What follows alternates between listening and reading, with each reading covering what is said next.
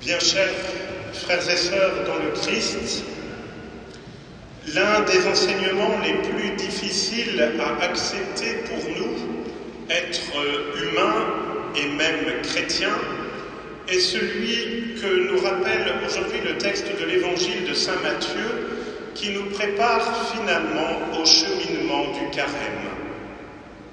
La recherche de la perfection de l'amour de Dieu et des frères passe par le dépassement de la haine, de la vengeance, de l'indifférence et se situe au niveau de la prière, du pardon, de la compassion et des œuvres de miséricorde.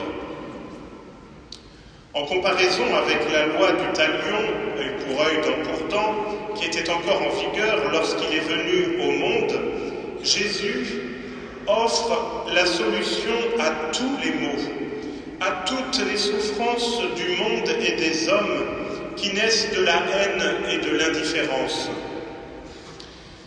Il introduit son discours en disant qu'il ne faut pas riposter aux méchants, il faut tendre l'autre joue, résoudre tout litige juridique, accompagner les gens sur le chemin s'ils demandent notre compagnie et donner à ceux qui demandent sans exiger de retour de ce que nous donnons. Bref, nous sommes invités à être généreux sur tous les fronts. Frères et sœurs, si le monde en est là où il est aujourd'hui, et je ne vais pas vous le dépeindre, les médias le font suffisamment, c'est que nous n'agissons certainement pas selon les indications de Jésus.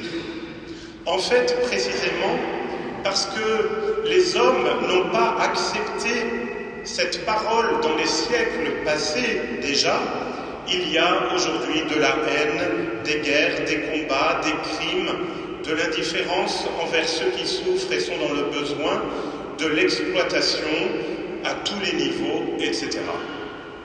Le but, évidemment, n'est pas de nous culpabiliser, car ça ne sert à rien, ça n'avance à rien. Mais le but est de prendre au sérieux l'Évangile.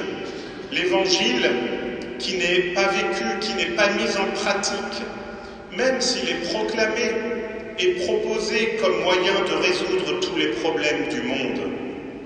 Alors ensemble, essayons de mieux comprendre ce que le Seigneur nous demande de faire en nous proposant aujourd'hui ce discours. Jésus sait très bien que nous ne sommes pas capables d'aimer nos ennemis. Et c'est pourquoi il s'est fait homme, et c'est pourquoi nous avons reçu l'Esprit Saint, et qu'ainsi nous sommes sanctuaires de Dieu, comme saint Paul nous l'a rappelé dans la seconde lecture. Grâce à son amour, grâce à son esprit en nous, nous pouvons aimer même ceux qui ne nous aiment pas, même ceux qui nous font du mal, avec cette conscience que c'est Dieu qui agit ainsi le premier. C'est lui qui n'a pas d'ennemis, c'est lui qui ne sait pas maudire, et c'est lui qui bénit tous ses enfants. Dieu ne nous traite pas en ennemis, même quand nous, consciemment ou inconsciemment, nous nous déclarons ses ennemis. Il ne nous condamne pas, même quand nous pourrions le mériter. Bref, les ingrats et les méchants dont parle l'Évangile, ce ne sont pas que les autres, c'est nous déjà.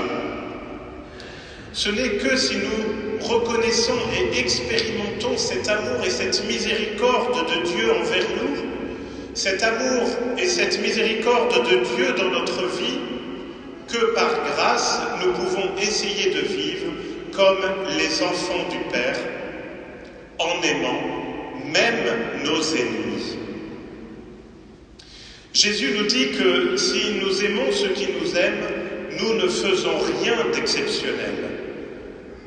Nous sommes appelés à aimer nos ennemis parce que nous sommes appelés à faire des choses extraordinaires. En tant qu'enfants de Dieu, nous sommes appelés à l'extraordinaire. Nous ne pouvons pas nous contenter de l'ordinaire. Dans l'ordinaire de nos vies, nous devons mettre de l'extraordinaire, c'est-à-dire mettre Dieu, mettre du divin. Comment annoncer l'Évangile de manière crédible si nous ne visons pas quelque chose d'extraordinaire hors de la logique de ce monde? Notre vie est un appel à l'extraordinaire. Jésus fait appel à notre soif de grandeur. Malgré notre pauvreté et notre fragilité, nous sentons que nous sommes faits pour de grandes choses. C'est pourquoi Jésus est venu pour nous rendre capables de le faire. Le chrétien est capax Dei, comme disait saint Augustin, c'est-à-dire il est capable de Dieu. Vous avez appris qu'il a été dit œil pour œil et dent pour dent. Eh bien, moi je vous dis de ne pas riposter aux méchants. Comment, frères et sœurs, entendre ces paroles impossibles à comprendre si on ne les situe pas dans leur contexte? Imaginez un instant, par exemple, mais on pourrait en choisir bien d'autres dans notre monde actuel, les 120 000 Arméniens du Haut-Karabakh qui sont actuellement livrés à eux-mêmes et qui font face à une crise humanitaire majeure due au blocus de l'Azerbaïdjan. Comment ces Arméniens peuvent-ils comprendre qu'il faille tendre l'autre joue? Le contexte de ce passage d'évangile et de sermon sur la montagne, que Jésus a ouvert par la promesse d'un bonheur paradoxal. Heureux les pauvres de cœur, le royaume des cieux est à eux. Heureux les persécutés pour la justice, le royaume des cieux est à eux. On s'en doute, Jésus ne désigne pas un bonheur facile, éphémère, mais ce bonheur profond que Dieu seul peut donner. Et le chrétien sait aussi que pour comprendre ces paroles étranges, il faut regarder Jésus qui a été le premier à vivre les béatitudes dans la foi au Dieu de bonté qu'il est venu nous révéler en nous donnant de l'appeler notre Père. Vous avez appris qu'il a été dit « Tu aimeras ton prochain et tu haïras ton ennemi ». Eh bien moi je vous dis, aimez vos ennemis et priez pour ceux qui vous persécutent. Dans le langage de Jésus et celui du Nouveau Testament plus largement, aimer ne désigne pas d'abord un sentiment, une affection, mais un faire, une action. L'amour est concret. Aimer, c'est vouloir le bien de l'autre et donc poser des actes en ce sens.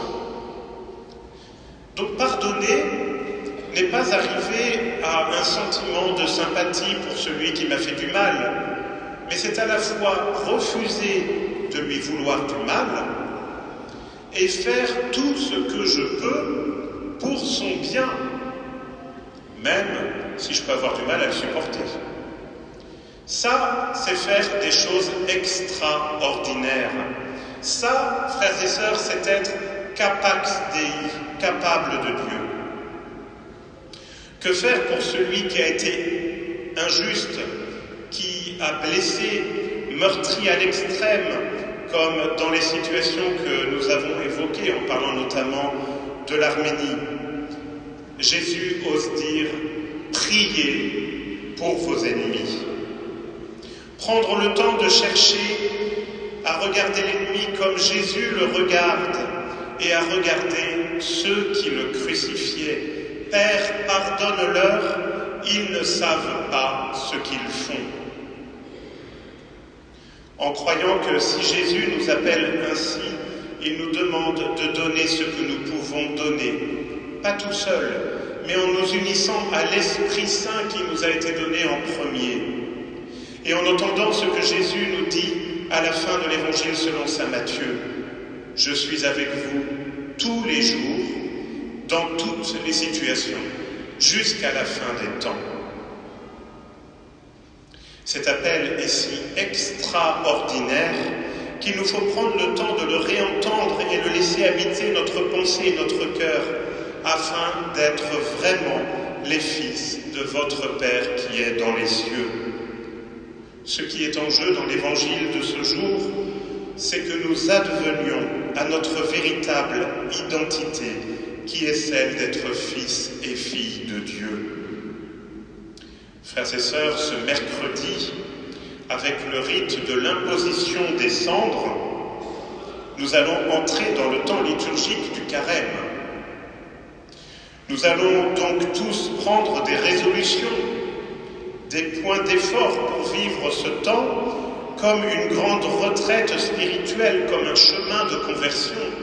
Je rappelle d'ailleurs que la messe du mercredi des cendres n'est pas une messe facultative.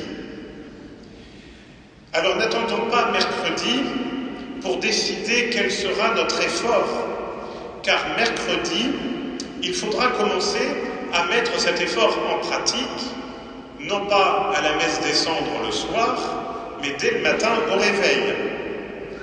Alors nous avons 2 jours, frères et sœurs, devant nous pour choisir cet effort, si ce n'est déjà fait. Et je pense que l'évangile de ce jour peut largement nous aider à trouver des pistes.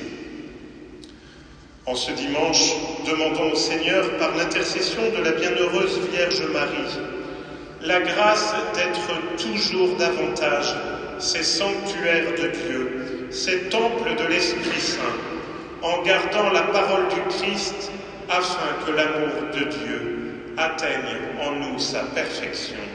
Amen.